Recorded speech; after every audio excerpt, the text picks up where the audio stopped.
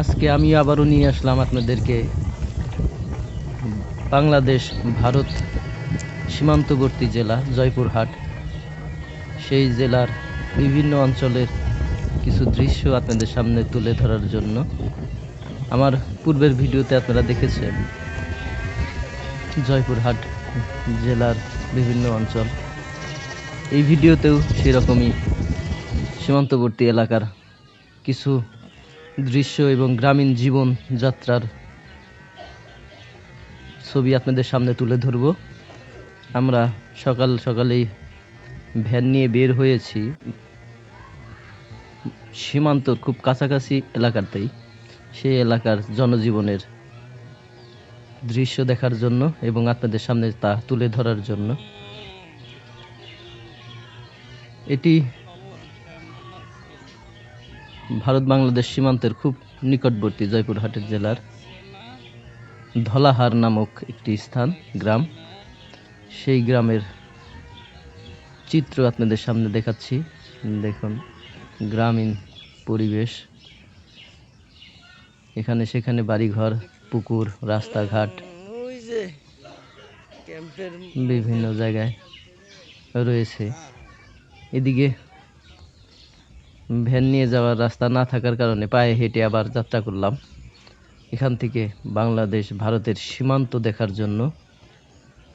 এই ভ্যান চালক ভাইটি আমাদেরকে ঘুরে ঘুরে নিয়ে দেখাচ্ছে বিভিন্ন অঞ্চল। দেখুন পুকুরে 3টি রাজহাঁস সাদা রঙের এবং পাতি হাঁস আছে, 3টি না 4টি রাজহাঁস, এবং আরও আছে কয়েকটি, কিন্তু এইগুলো একটু অন্য কালারের রঙের। পুকুরে মা বোনেরা কাপড় চোপড় ধৌত করছে। রাজহাঁস পানির ঘাটে দাঁড়িয়ে আছে। আমি এবং আমার সাথে আরো 2জন বড় সফর সঙ্গী। এটি একটি মসজিদ, ধলাহার হাজিপাড়া জামে মসজিদ। সেই মসজিদের পাশ দিয়েই যাচ্ছি। দেখুন কি সুন্দর কাঁচা রাস্তা, পুকুর ঘাট, তার চারদিকে বাধাই করা, পার বাঁধা। কয়েকটি পুকুর এখানে আছে।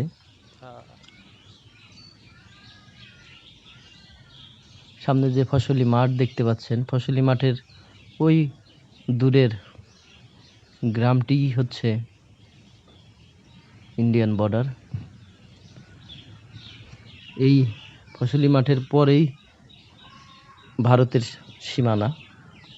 ওই দূরে দেখতে পাচ্ছেন সাদা যে বাড়িঘরগুলো, ওগুলো বিএসএফ এর থাকার ক্যাম্পগুলো। আর ওই অঞ্চলটি ভারতের, আর এখান থেকেই বাংলাদেশের। এই ফসলি মাঠের এপার ওপার ভাগ করে দিয়েছে 2টি দেশের সীমানা। বর্ষা ঋতু, নদী প্রচুর বৃষ্টি হওয়ার কারণে ফসলি জমিতে বেশ পানি জমেছে। দেখুন এখনো গ্রামের জীবনে দৃশ্যের মধ্যে কিছু কাঁচা বাড়ি, মাটির তৈরি বাড়ি ঘর দেখতে পাওয়া যায়। বেশ জীর্ণ শীর্ণ হয়ে গেছে এখন, আবার পাকা বাড়িও আছে। বেশ যেগুলো মাটির ঘর ছিল সেগুলো আর সংস্কার না হয়ে ভেঙে পড়ে এখন মাটির ঘর তৈরি হচ্ছে, পাকা ঘর তৈরি হচ্ছে বা টিনের ঘর। দেখুন এটি মাটির তৈরি দেয়াল এবং ঘর, বেশ সুন্দর মাটির ঘর।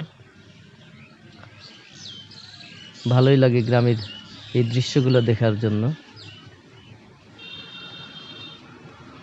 গ্রামের ভিতর দিয়ে বিভিন্ন বাড়ির উঠান দিয়ে হেঁটে চলেছি আর আপনাদের সামনে সেই দৃশ্য তুলে ধরেছি। এখানে বৃষ্টির পানি জমে রাস্তা তলিয়ে গেছে, অন্য রাস্তা দিয়ে আবার ছুটে চললাম।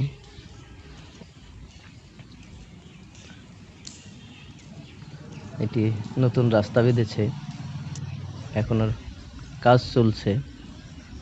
অন্য সাইড দিয়ে আবার সীমান্ত এলাকা দেখাচ্ছি আপনাদের, এবং আমি নিজেও দেখছি। দেখুন ওই দূরের যে গ্রামটি সেটি ভারতের সীমানা, ভারতের অংশ। গাছে কাঁঠাল ধরেছে, গবাদি পশু রাস্তার ধারে বেঁধে রেখেছে গবাদি পশুর মালিক। দেখুন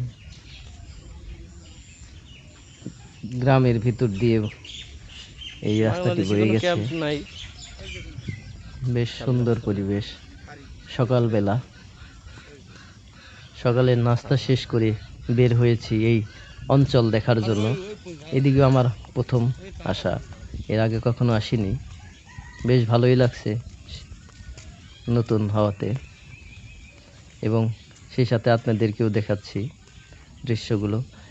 এই ভিডিওতে দীর্ঘ হয়ে যাওয়ার কারণে পরবর্তী দৃশ্য আমি আমার নতুন ভিডিওতে আপনাদের সামনে তুলে ধরব। আশা করি আমার সাথে থেকে পরবর্তী ভিডিওগুলো দেখে আপনারা এই জয়পুরহাটের বিভিন্ন দৃশ্য দেখবেন এবং আমার চ্যানেলটি সাবস্ক্রাইব করবেন। আমি চেষ্টা করব বাংলাদেশের বিভিন্ন অঞ্চল ঘুরে ঘুরে আপনাদের সামনে তুলে ধরার জন্য আমার ভিডিওর মাধ্যমে। এখানে একটি কালভার্ট, আমি এবং আমার সফর সঙ্গী এসে একটু বসেছি দীর্ঘক্ষণ হাঁটার পরে। দেখুন চারদিকে ঘুরিয়ে ঘুরিয়ে দেখাচ্ছি। ফসলি মাঠে এখনো ফসল শূন্য, কিন্তু কিছু পাট, ছোট ছোট পাট আছে ক্ষেতগুলোতে। আজকের মতো ভিডিওটি শেষ করছি। এই হচ্ছে নিজামপুর ধলাহার একটি রাস্তা, স্কুল রাস্তা। ধন্যবাদ সকলকে।